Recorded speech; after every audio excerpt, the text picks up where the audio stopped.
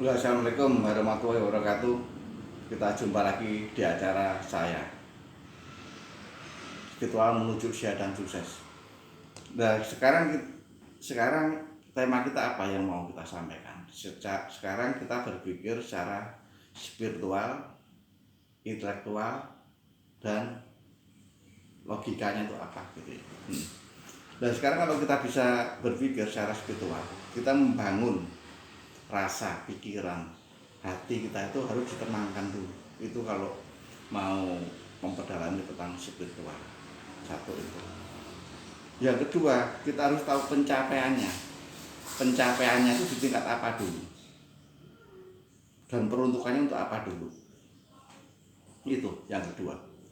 Dan yang ketiga, kita harus bisa menjelaskan secara kontribusi apa terhadap untuk orang lain juga. Gitu.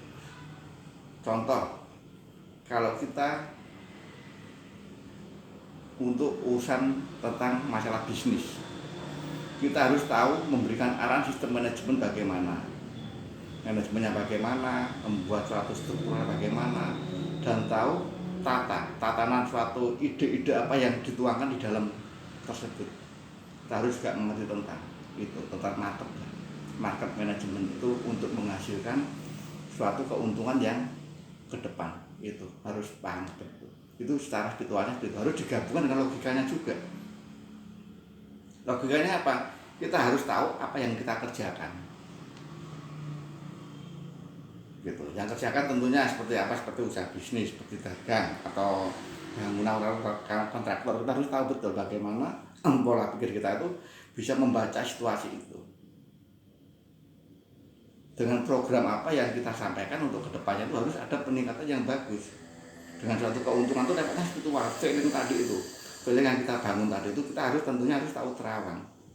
Terawang itulah yang bisa mencapai suatu prediksi dengan baik untuk ke depan. Itu kalau kita bicara tentang spiritualnya. Logikanya kita harus tahu tatanan bagaimana, spek-speknya harus tahu betul. Spek susunannya harus tahu betul. Jadi konsep hitungannya harus tahu betul. Nah, itu nanti dipadukan sama pola pikir kita secara spiritual kita sama logika tadi. Nanti kontribusinya bagaimana dengan hasil akhir.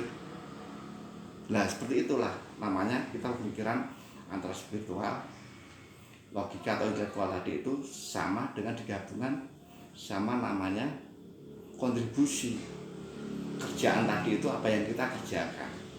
Nah, itulah namanya spiritual, logika, sama kontribusi yang untuk bisnis harus paham itu juga. Jadi nggak asal nebak, tapi kita harus tahu keilmuannya juga secara pengetahuan. Tuh. Itu kalau orang spiritual mendalami itu harus ada penggabungan yang betul-betul paham itu.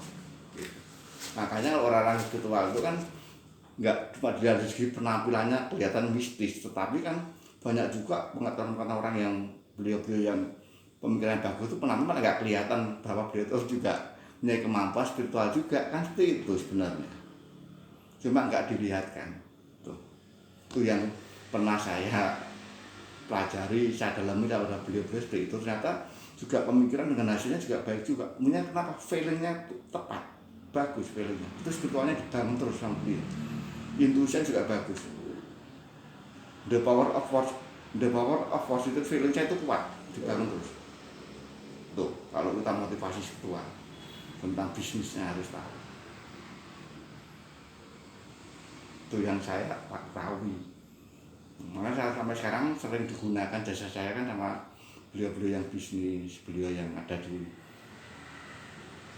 bisnis terutama manajemen apa badan selalu dipanggil itu, saya memberikan arahan-arahan yang sesuai dengan kemampuan saya. Kalau dalam batas kemampuan saya juga saya nggak bisa. Semua itu dengan pengalaman apa yang pernah saya pelajari. Gitu kalau dalam bisnis seperti itu. Kita harus tahu itu tentang tadi untuk seputaran bisnis, cara memprediksinya bagaimana, cara spiritualnya bagaimana, cara logikanya bagaimana, cara kontribusinya seperti apa yang saya sampaikan tadi itu. Gitu. Kerjasamanya yang baik bagaimana, membuat chemistry pada kerjasamanya bisnisnya bagaimana, itu harus dibangun cara hati, rasa yang dimainkan. Kalau udah rasanya ketemu, kesinambungan bisnis juga berkembang baik. Untuk kedepannya juga oke. Apabila ini nggak ketemu, kayak misterinya tadi itu juga sulit. Membangun percayaan juga nggak ketemu tadi, untuk kedepannya juga hasilnya buruk, nggak bisa. Nah makanya bisnis itu dibutuhkan tingkat kepercayaan terhadap satu sama yang lainnya, saling menghargai dan menghormati kekurangan dan kelebihan di dalam segi usahanya masing-masing. Seperti itu yang saya sampaikan. Cukup sampai sini. Assalamualaikum warahmatullahi wabarakatuh.